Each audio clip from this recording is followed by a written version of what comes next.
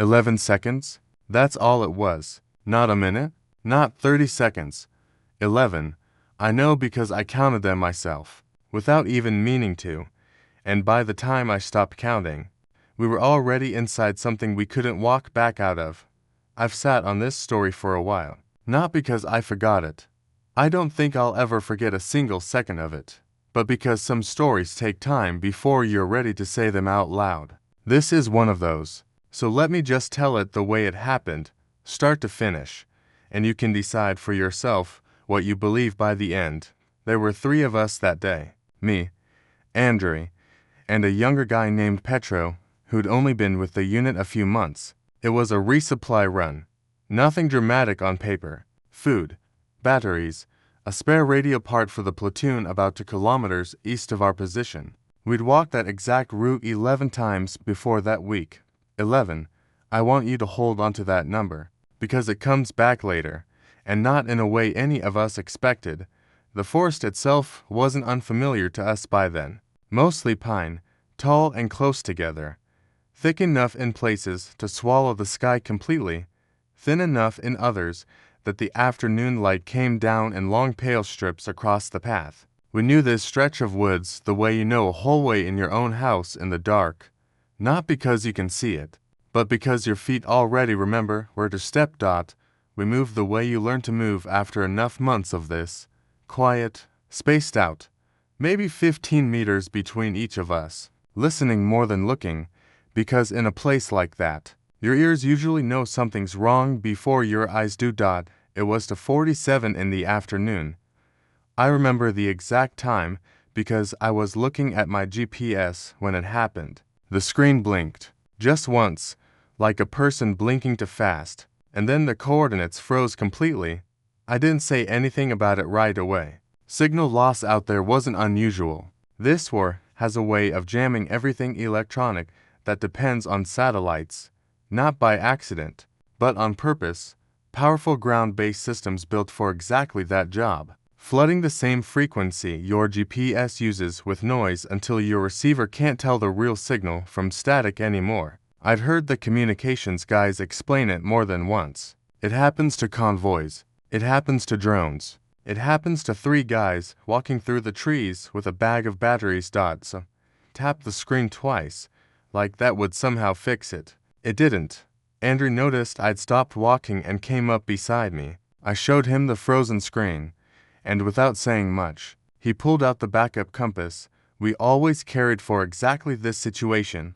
Old school, no batteries, no signal, just a needle and a piece of glass. He looked at it.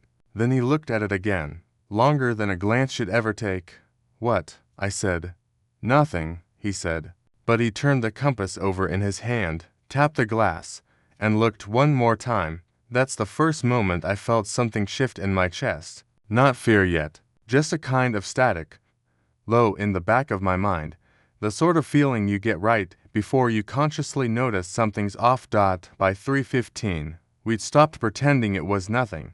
The needle wasn't settling. It drifted, slow and lazy, like it genuinely couldn't decide which direction was north. Andrew said something quiet, almost to himself, about how sometimes the same interference that kills a GPS signal can throw off other instruments too. If you're close enough to whatever's causing it. Close enough to the source.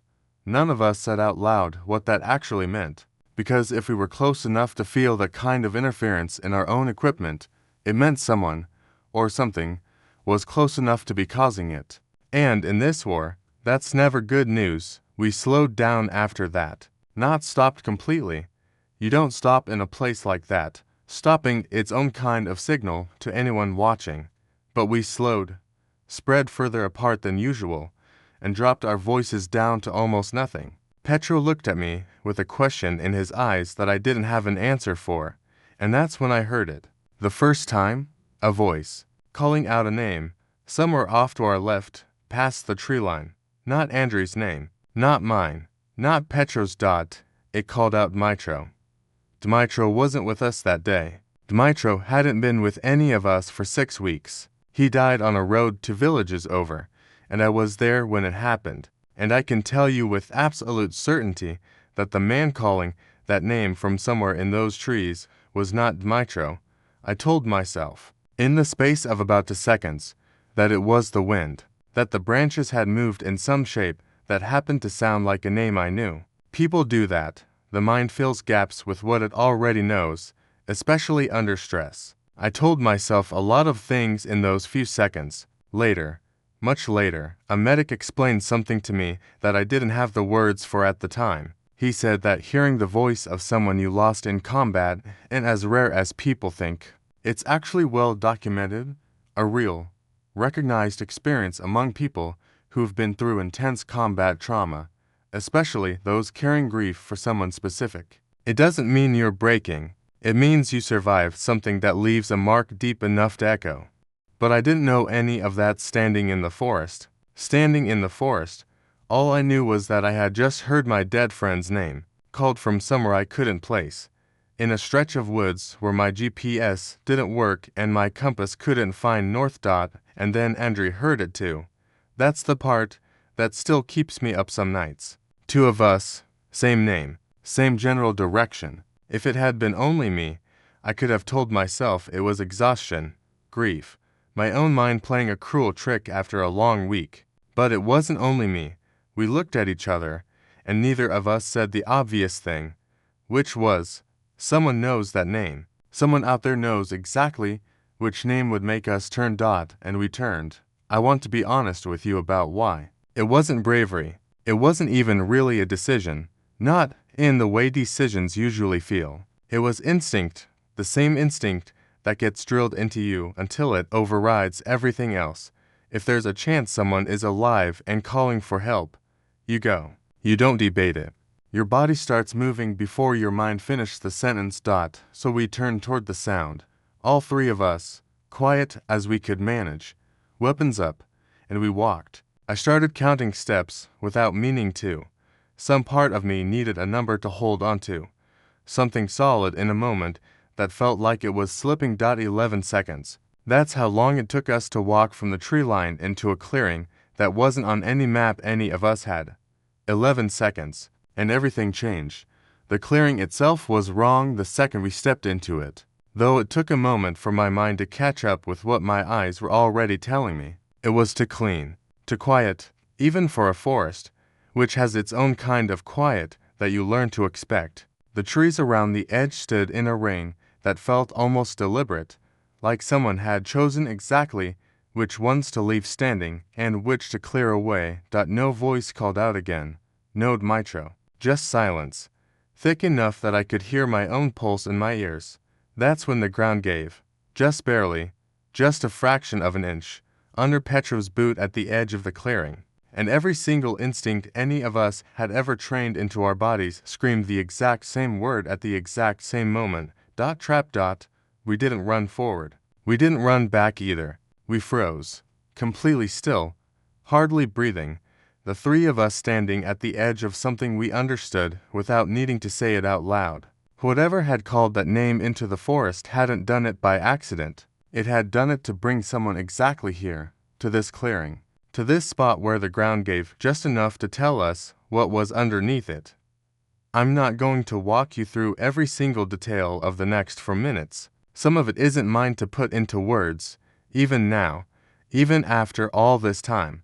What I will tell you is this: we got out. All 3 of us, physically, walked back out of that forest that day. Petro didn't step any further. Andrew backed us out along the exact line of our own footprints, one careful step at a time. And somehow, by some combination of instinct and luck I still don't fully understand, we made it back to the tree line without anyone getting hurt. But something else walked out of those woods with us that day. A question none of us have ever really answered. Whatever we heard in that forest, whether it was wind moving through branches in a shape our grieving minds turned into a name, or some kind of electronic interference doing something to our ears the same way it did something to our GPS, or something else entirely that I genuinely have no explanation for, it led us somewhere real, somewhere dangerous, and it did it in exactly 11 seconds. I've thought about those 11 seconds more than almost anything else from that whole year. Not really because of what was waiting in that clearing, more because of how easily a sound shaped like grief moved our feet, before our minds even had the chance to catch up. That's the part that stays with me, not the trap itself, but how willingly, how instantly, all three of us walked toward a voice we knew couldn't be real, simply because some part of us needed it to be.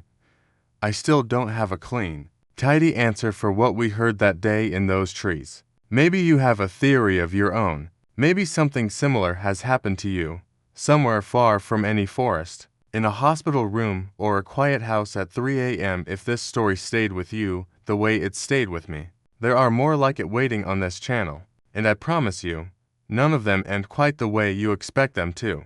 I'll see you in the next one.